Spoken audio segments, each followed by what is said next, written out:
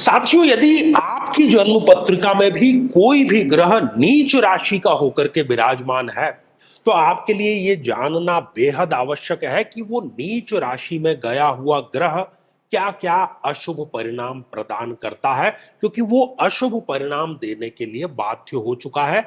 ऐसा ज्योतिष शास्त्र के लगभग सभी जो क्लासिकल शास्त्रीय ग्रंथ है वो कहते हैं। आज इस खास एपिसोड में हम चर्चा करने जा रहे हैं कि मकर लग्न की जन्म पत्रिका में बुध देव यदि नीच राशि के हैं तो वो कौन से दुष्परिणाम प्रदान करेंगे और उससे बचने का उपाय क्या है। आप अपनी जन्म पत्रिका अपने समक्ष रख करके फिर ये एपिसोड देखिए, ताकि जो बात है पूरी गहराई से आपको लॉजिकली ढंग से समझ में आ जाए।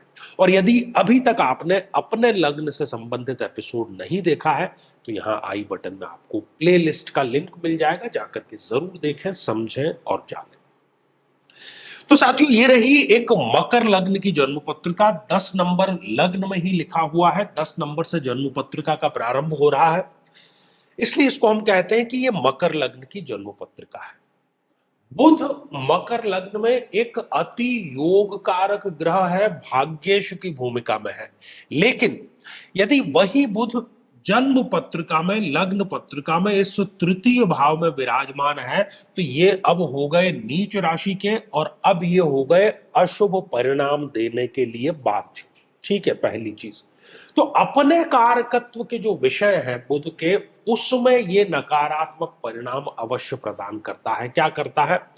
ऐसे जातक या जातिका को किशोर अवस्था, जिसको हम कहते हैं कि टीनेज, तो किशोर अवस्था में किसी न किसी प्रकार का ऐसा कोई इमोशनल ट्रॉमा, सदमा ऐसा लगता है कि वो जीवन भर वो ग्रंथि, वो गांठ इनके व्यक्तित्व का हिस्सा बन जाती है।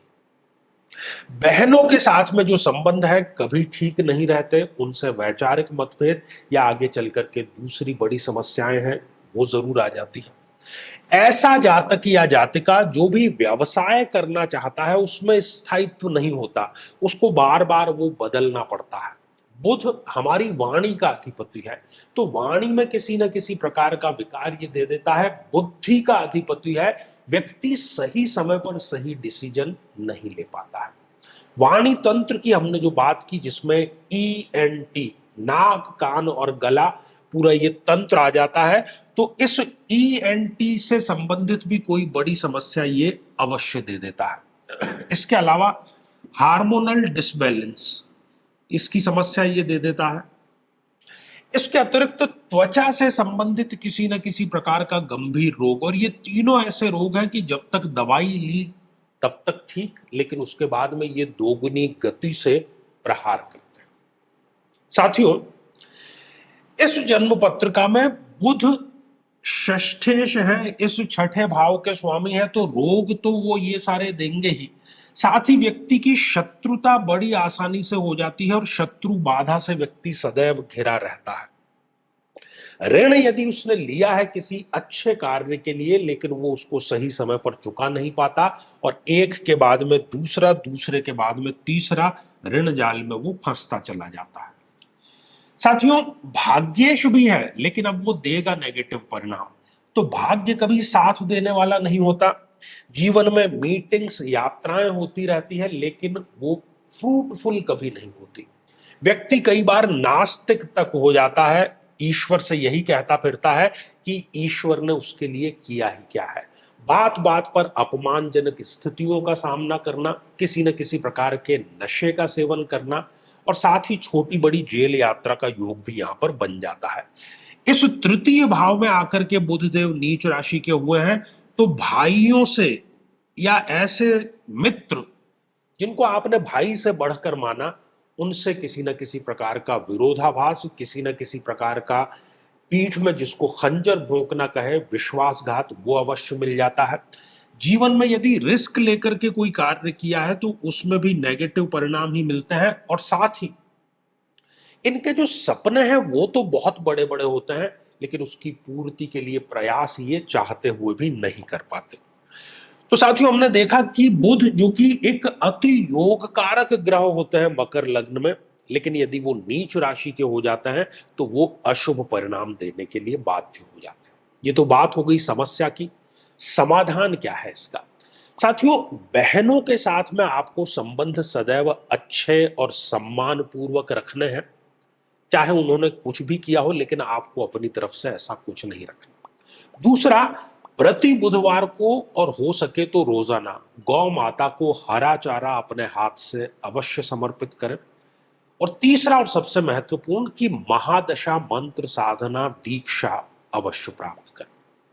साथियों, श्रृंखला तो ये हमारी आगे भी जारी रहेगी। यदि आप भी चाहते हैं कि आपकी कुंडली का सूक्ष्म और वैज्ञानिक विश्लेषण हो, तो आगामी समय में मैं स्वयं इन शहरों में उपस्थित रहूंगा। आप समय लेकर के मिल सकते हैं, या फिर टेलीफोनिक या वीडियो कॉल के माध्यम से भी आप जुड़ सकते हैं।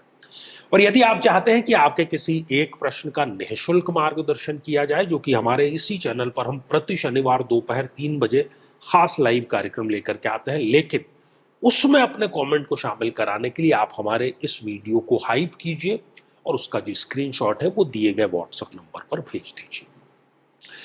तो साथियों, इसी मंगल कामना के साथ में कि आप सभी स्वस्थ, समृद्ध और शांतिपूर्वक जीवन व्यतीत करें। नमस्कार।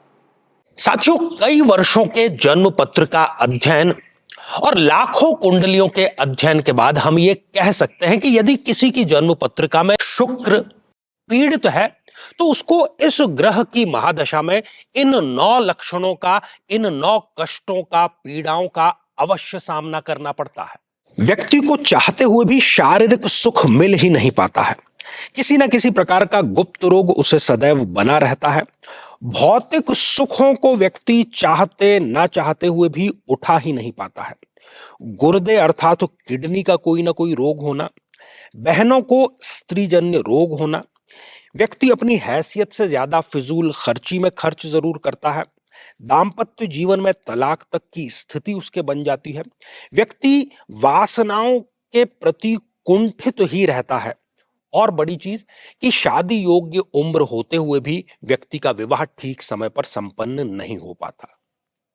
लेकिन साथियों, यदि आप भी इन सभी कष्टों से स्थायी और सटीक मुक्ति प्राप्त करना चाहते हैं, तो उसका तरीका है इस ग्रह की महादशा मंत्र साधना दीक्षा, जो विशेष रूप से आपके नाम, आपकी जन्मतिथि के अकॉर्डिंग की जाएगी। और गुरु दीक्षा के माध्यम से अभिमंत्रित माला भी आपको प्रदान की जाएगी, ताकि न केवल ये सारे कष्ट दूर हों, बल्कि ये पूरी की पूरी महादशा आपके लिए शांतिदायक और सुख समृद्धिदायक साबित हो।